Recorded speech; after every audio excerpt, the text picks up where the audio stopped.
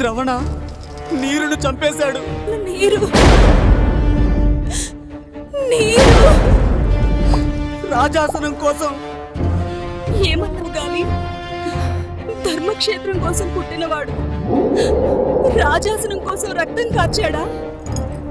ద్రవణ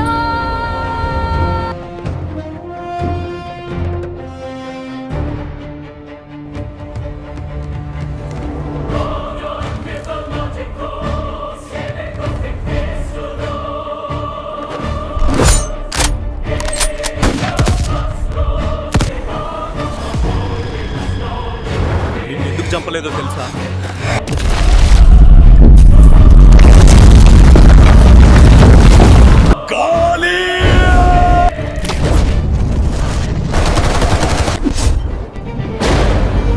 ద్రావణ, నీరుని నువ్వే రక్షించాలి.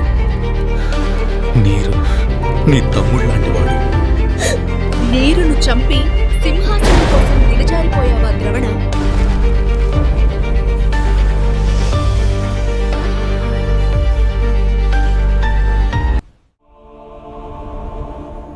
వదులండి, నన్ను చావనీయండి. ఈ నిశ్శబ్దం కంటే మరణం మేలు. రక్షణ రక్షణ రక్షణ రక్షణ ద్రావణ ద్రావణ